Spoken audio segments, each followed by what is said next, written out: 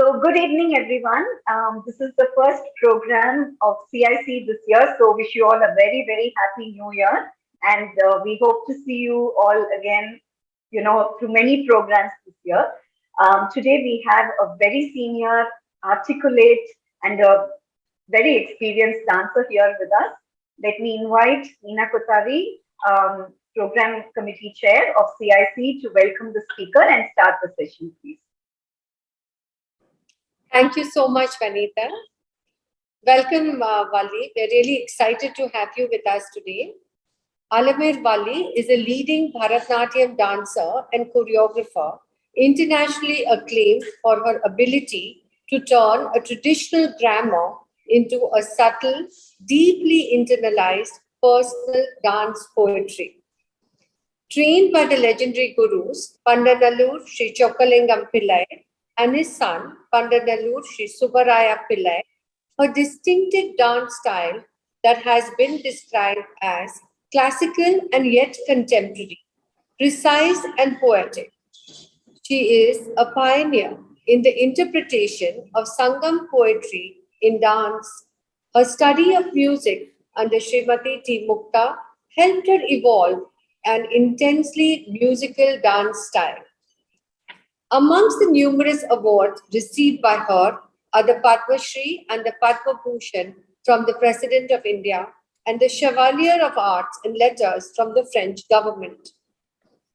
Valli has performed at many prestigious international venues like the Bolshoi Theatre, the Avignon Festival, the Edinburgh Festival, the Salzburg Festival, and the New York International Festival of Arts at the Kennedy Center, to name just a few. Films on her include Arun Khopkar's Pravahi, a documentary by the BBC, and the national award-winning Lasya Kavya by Sankalp Mishra. Valli effortlessly weaves poetry and the divine into her dance, making it a beautiful and sublime spiritual experience. Her dance reflects the joy of performance and also the hard work of research. I welcome you, dear Valli, to the Chennai International Center and look forward to your talk and getting a glimpse to your journey with dance, poetry, and the divine. Welcome, Valli. Over to you. Thank you, Neena. Thank you very much. I must admit, I was really looking forward to what was to have been my return after 2 long years to a physical rather than a virtual space and to addressing an audience I could actually see. But Omicron has disposed otherwise. I'm grateful to technology for making this possible. But I must confess, even after doing umpteen virtual talks, I still find it rather disconcerting to be looking at my own face when I talk. I thank the Chennai International Center and Neena Kotari for giving me this opportunity to share some thoughts on a subject that is very close to my heart, the interrelationship between dance, poetry, and the divine, and music, of course, which I think is inseparable from all three. I'll be speaking, obviously, in the context of classical dance, which is my dance idiom. And I'd like to wish you all, those who are here, I can't see anyone, but I wish you all a very hopeful, healthy, and peaceful New Year. In the course of my life and my artistic journey as a dancer, there have been some exhilarating discoveries, epiphanic experiences, each of which marked a major turning point in my life and career. Because at each stage, there was a transmutation of my perception and understanding of dance into something that was richer, more nuanced, more complete. And this was not an alchemy that occurred overnight. Some experiences go back to when I was a child, my teens, some later. But they percolated down into my consciousness, and over time, they illumined for me how dance, music, and poetry and the divine are inseparably linked.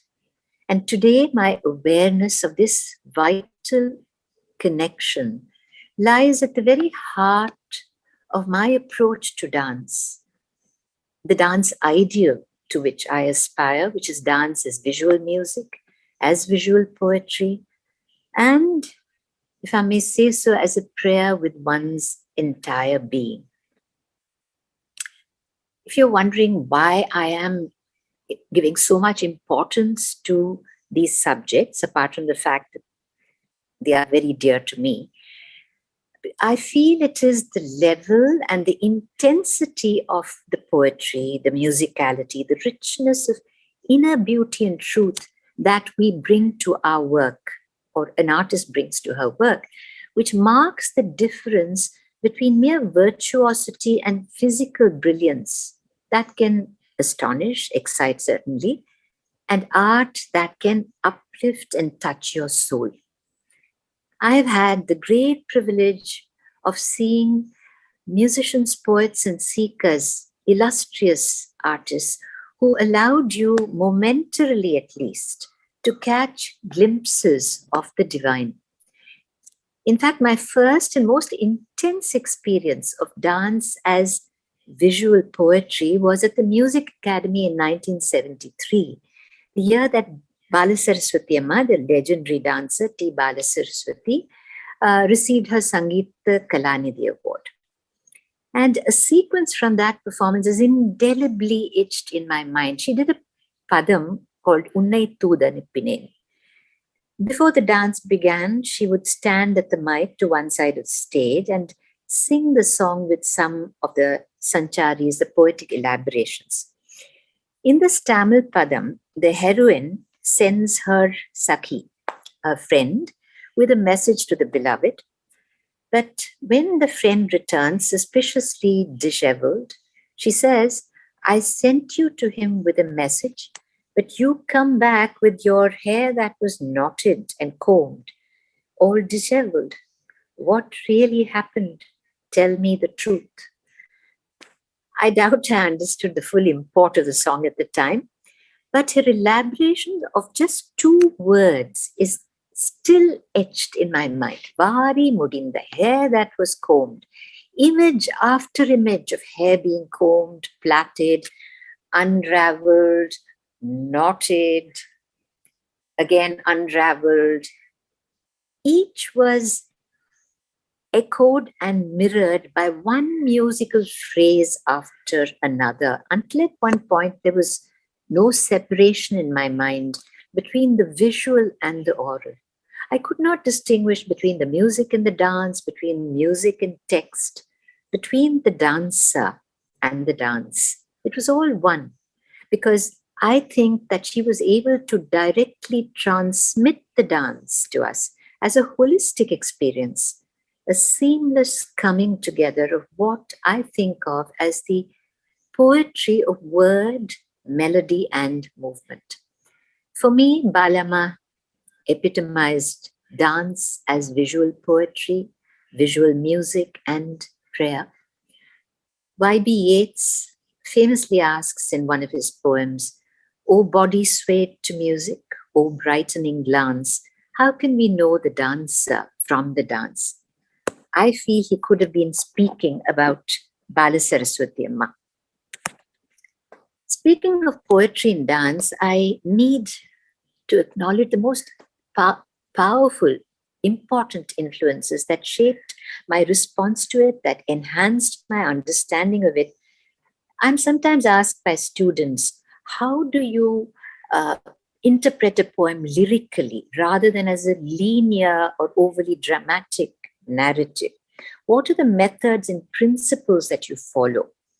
Strange though it may sound, I think many of these principles are actually drawn from early lessons in writing and essay composition that my mother used to painstakingly impart.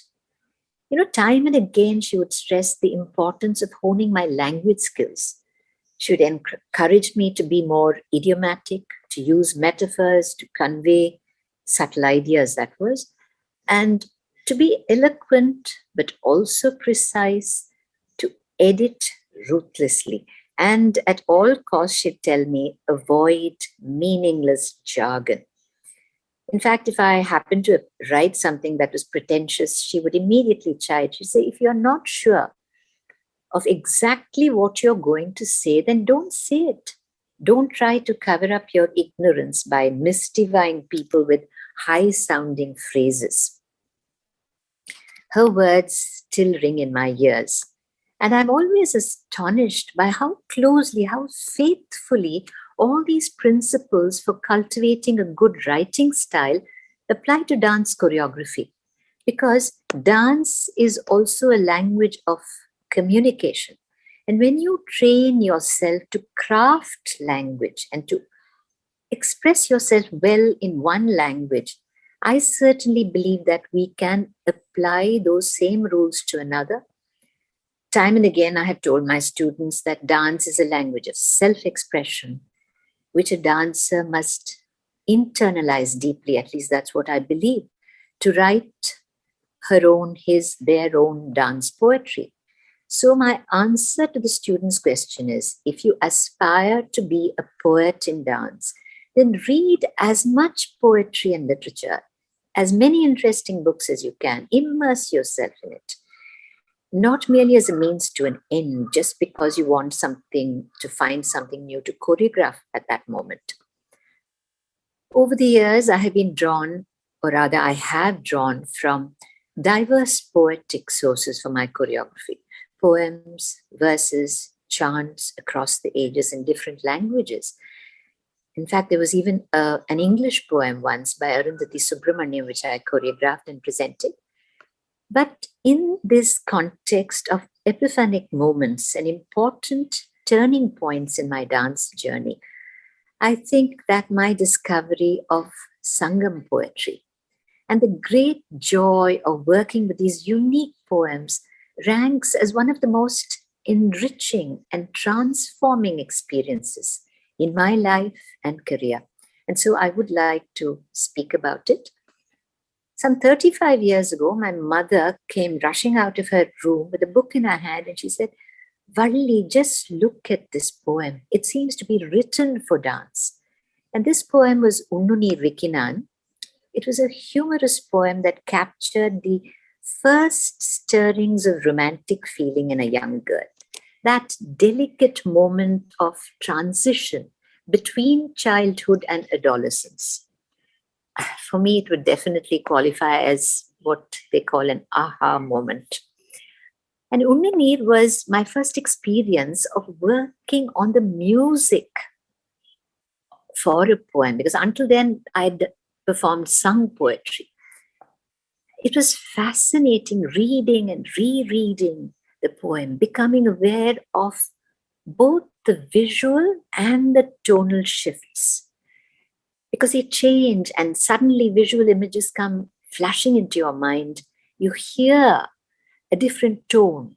And it's also about listening to the music of the text. And only then trying to give the poem a visual and a melodic dimension. Actually, when I work with a poem, I feel that I'm embroidering my own poem around a poem, a dance poem around the text. But I believe that while we do this, it's essential to stay true to the spirit and the essence of the original, and not to compromise the truth of it.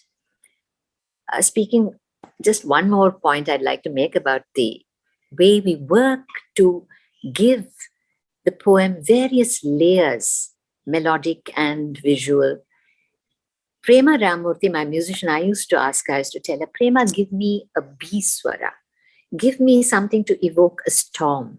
I'd tell her, give me a peacock swara, and I'd say, use what we call Tisra Nadai, which is a rhythm of threes, which is takkitta, takkitta, takkitta, takkitta. So it was, the whole joy comes when you're working to create these connections between dance, poetry, and music. And the divine is the basis of everything. But when you discover and then recreate these connections, it's very important to introspect, and then to work with the musician, to read as much as you can. If I may say so, for me, Sangam poetry, the discovery was like going into a magical grove of flowering trees, rich with color, vibrant with life, heady with fragrance. And to this day, these poems never cease to move, enchant, and inspire me. A major turning point in my life, another major turning point that made me aware of the seamless connection between poetry, meaning, and music was when I began to study padams and javalis, uh, or sung poems with my guru, Srimati T. Mukta. She was actually a cousin of Balasaraswati Ma, and they were granddaughters of this great musical genius, Vinay Dhanamad. Suddenly I found that I had become aware of the spaces between words, the pauses between notes, stretched notes in a padam, even silences. And silences doesn't just mean some people, just staying quietly or just pausing in the dance, but feeling it in your body. And that is what I would like to say, that my body quite spontaneously, instinctively began to respond differently to the music. It was a revelation, a moment of epiphany, because I realized that Abhinaya is not merely about using one's face and hands to depict, to portray emotions. It's when the entire body listens to the music. Arundhati Subramanian beautifully calls it dynamic listening. And when that happens, your body language changes altogether. In this context, I remember reading a famous German music critic, Edward Hanslick, who described music as form moving in sounds. Studying with Muktama, it occurred to me that by the same token, it is possible to see dance as sound moving in forms. And that's why for me, I wrote an article after this revelation that when dance and music go hand in hand, ideally speaking, I have often said that you should be able to see the music and hear the dance. My interpretation of Abhinaya, the interpretative aspect, was completely transformed. In fact, I would say that the music, to a great extent, became my Abhinaya guru. Now coming to speaking of dance and the divine, because I don't want to go on about, it's not a lecture demonstration. It is essentially a talk about connections, about meetings, about intersections. It's about the way we as dancers make our dance as multifaceted, as many layered as possible, not just as a kind of a linear, two-dimensional representation. And I've always said that to be a dancer with many dimensions, to bring these dimensions to your art, it's very important to enrich oneself with poetry, with music. And finally, I think to be true to yourself. And that's where I would like to say some things about dance and the divine. Indian classical dance, as I'm sure everyone knows, through the ages has been closely linked with the divine or the sacred. But to speak about the experience and the expression of the sacred in dance, I feel can be dangerous, because it's all too easy to lapse into jargon, to resort to cliches. I mean, then, we start mystifying people. We start talking as though we are all great, spiritually elevated people. And I must confess, there are great dancers who have been that way, but I certainly have a long, long way to go. But I'd like to begin talking about the divine by sharing an anecdote about Balasaraswati Ma that for me offered one of the most inspiring insights into the connection between dance and the divine.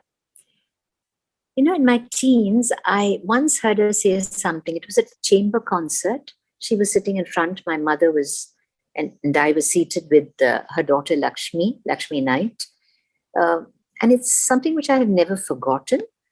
Lakshmi made some comment about sparse audiences, I think, and Balama heard this and she immediately turned around and she said, I'll say it in Tamil first, and then translate.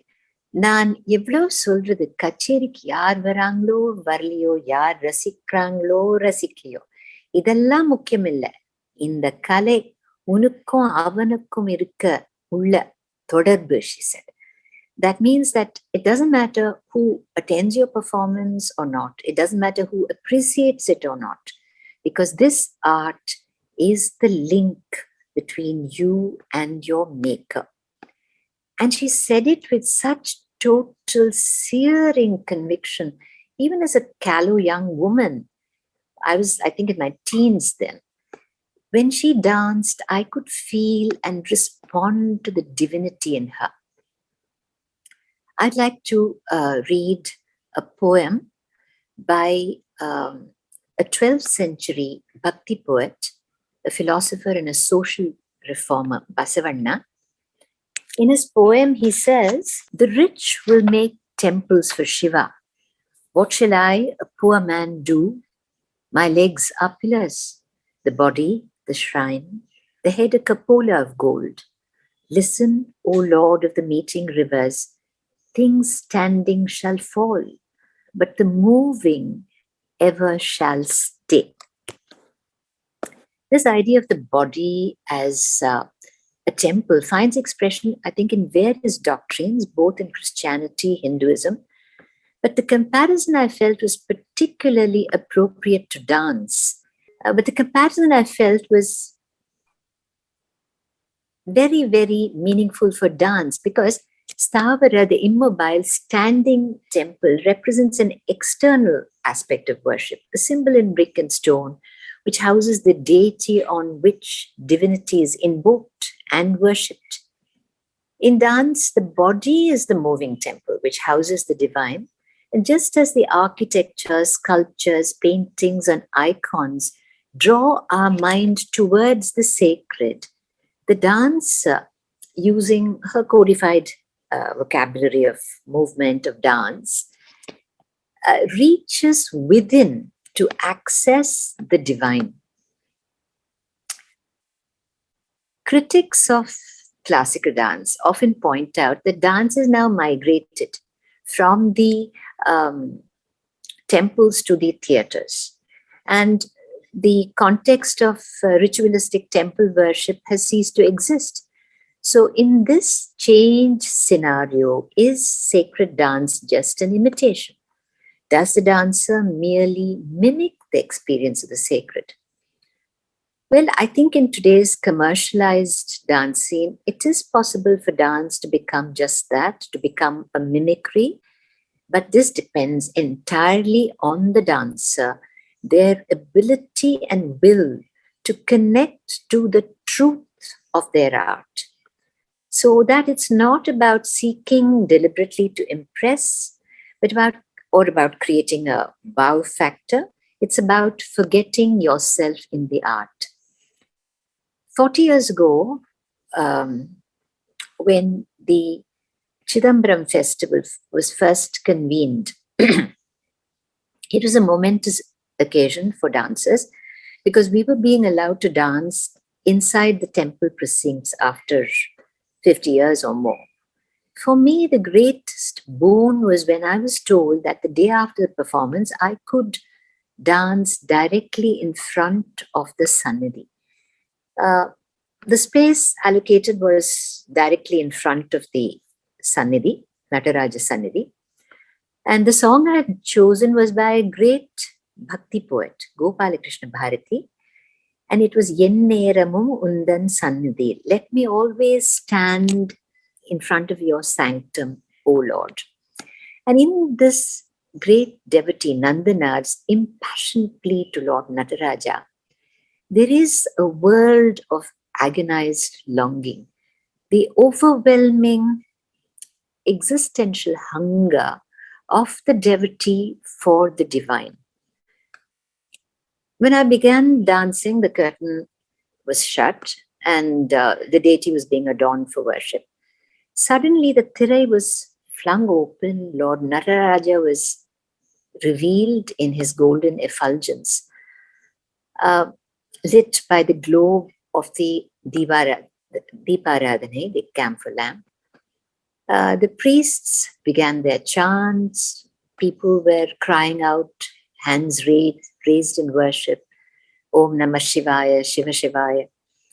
The chants reverberated around me, and at some point, I don't know what happened, but it seemed that everything dissolved. Whether it was the ardor of the devotees, the pealing of the bells, the chanting of the mantras, even the words of the lyric, the notes of the music, even the movements. I was not aware of these. They all merged into an ineffable experience that I really cannot describe. I only know that for some brief moments I ceased to be aware of myself. When I came to myself again, my cheeks were wet with tears. The strange thing was that I had obviously continued dancing right through this experience. Only I hadn't been aware of it. I think my experience that day went much deeper than a narrow or a purely sectarian, narrow religious or ritualistic belief. Over the years, my conviction has only grown that even, it doesn't matter where you dance, in a temple, in a theater, even irrespective of the theme that you dance to, whether it is secular or a sacred myth, I think that our classical dance can be, I wouldn't say is, can be not merely a vehicle for expressing the self, but also undoubtedly an instrument for knowing the self, for accessing the divine. Time and again, I have seen the healing, harmonizing, uplifting effect of our classical dance. Its innate ability to touch, to move, to transform, irrespective of faith and culture. I have spoken about many of these experiences, but I was thinking of something different to say. And recently, a dear friend, told me that her mother, who has fairly advanced dementia, was watching the dance, and that she had clarity of expression, of thought. She was able to connect. And I remember also an advanced cancer patient once telling me after a performance that she felt she didn't need her pain medication anymore. That was one of the most moving experiences for me. So in conclusion, I would like to say that as a dancer, I feel singularly blessed because dance offers me a means of realizing my fullest potential, of being the best that I am capable of being. And it also offers me the means of being at once a poet, a painter, a singer, a seeker, because I can write my dance poems. I can paint my dancing spaces. I feel when I dance that I'm singing with my body. And ultimately, there are those moments, it's not as though it happens all the time, but there are those moments, precious moments, when dance becomes a prayer with the entire being. Namaskaram. Thank you. Thank you so much for this wonderful talk, ma'am, we had. Mr. R.K. Raghavan here in the audience, and I think he has some, he's raised his hand. So let me invite him to ask you a question. I'm R.K. Raghavan. I think there has been a comedy of errors. I did not ask a question. I very much wanted to. I'm delighted. I'm pleasantly surprised at this invitation to speak. I knew Ms. Valli and her family. She's a wonderful artist, a gift of the divine to Tamil Nadu. Now, why Tamil Nadu? In the entire country and probably the entire world. And I'm happy that she spoke at length. I don't know how many would appreciate art. I mean, the number of people who like art, who like dance, I thought it's dwindling. I would like Alarmel to let us know whether she agrees with this assessment that this has become an exclusively small group of people who admire dance, who can understand, and then spread the message. I don't know whether I made myself clear. Does she think that this form of art will continue to attract more numbers? Of course, we are not on numbers. We're not very much concerned about numbers, but will this group become larger over the course of time, at home especially, and abroad? Have I made myself clear, really? Yes, sir. I'm only questioning whether the group which appreciates dance as a form of art, is it shrinking or is it static or is it likely to increase in course of time? I'm not questioning relevance at all. That will be the last thing I had in mind. It is a fact that with all the distractions that there are with social media and television, games, the world has just become, to use a cliche, a global village. So, how do young people relate to something which is true? It has its roots and tradition. It's not like Zumba, or, it's not like something or one of these things that it easily relates to. So how do we do that? I don't know all the answers, but I can tell you that I have danced across the world, and I have danced to varied audiences of people who know, village people, young people, old people. And I think it's vitally important. Spitmik is doing a lot of good work on this, and there are other organizations which go out to schools. When young people are exposed to really good dancing and music, and that is the moot point here, because there is internet makes it possible for everything and anything to be passed off as dancing. So if there is a way of bringing them together to expose them to this, and then also to explain, that's when it matters that you need to communicate. This is not a talk about, I would have liked to have spoken about that. It's not a talk about relevance, but I can also tell you that it is very relevant to our times, this form, because it is healing, it is harmonizing, and it is not about literal linear interpretations of dance that, okay, this is, this doesn't, we can't relate to this particular modern theme. Just to give you an idea, a song which I performed recently in the Music Festival called Pushpa Vilapa. It was written in the early 30s, I think 1930s. It's about a flower, the flowers which then when devotee goes to pick up flowers. Essentially, it's a lament to flowers, agonized, angry, poignant, bitter. But to me, it was the voice of violated nature. And because of the embodied meaning, it has relevance to people across a range of ages and cultures beyond that.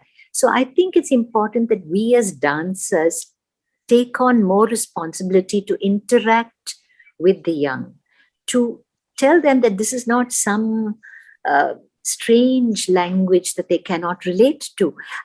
If I may just say, share this, one of the finest and most compliments that I cherish so much is when I went to Dehradun to the military academy, their officers academy, and long time ago, and this was after the talk, this young man came running up to me and he said, "Ma'am, thank you. for the first time I felt I could understand, and it's so exciting. I used to think that this is one of these the very boring dances, but it was as exciting as Michael Jackson dancing, and that I thought was really the ultimate in compliments for this young man to say it. In those days, Michael Jackson was very popular. But I think we can communicate. We should communicate, and we should make time. Schools, all teaching institutions should focus also on cultural enrichment that many of us took for granted. Today, it's not so. So I think we need to work together.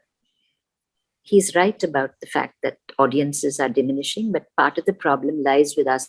So the next question is from Praveen Shankar. Okay. So his question is about a dancer getting immersed in the emotions of lyrics while performing in that context, and specific to that. And then his question is about whether most of the Varnams are about feelings of Saki having lost her beloved, or about a Naika, waiting for her loved one. So, isn't age a crucial factor that decides the quality of dancing in a dancer?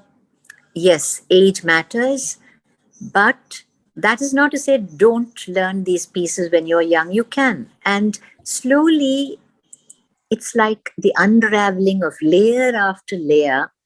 You start going deeper and deeper, and through your life, it is a learning process. So I don't think that is an obstacle. We can always start by teaching them simpler Varnam, simpler Sancharis, and they will find their way into it, because the Varnam is a magnificent piece. If you're a Bharatanatyam dancer, I think you find tremendous meaning in it as you grow older. So I would say I would certainly teach my students a Varnam. But as I said, appropriate, age appropriate. Thank you, ma'am. Thanks. This is from Shri Kumar Verma. Like Manodharmam, are there impulsive moments when you feel like talking yourself beyond the framework? How do the Natuvangam singer and accompanist accommodate you? It is the most magical process, and that's why it's so important that musicians work with the dancer. I'm not joking. I'd like to say I've had the great privilege and the blessing of doing a collaborative performance with Bombay Jayashree. We did Padams and Javalis. And I can't tell you how touched and moved I was, because she said, this is not my intrinsic field. It's not a field I'm so deeply involved in. But I would like to go deeper into it. And we had some 19 or 20 rehearsals. That is the marvel when really wonderful musicians and a dancer, they come together for this dialogue. It's not just a dialogue, it is a oneness. And to create that oneness, the musicians really have to work with you. So when they do it, and I always insist, and these days I find it very difficult because no one has time, but when it happens, there are those moments of magic on stage, because they know how you will proceed, but at the same time, they can anticipate.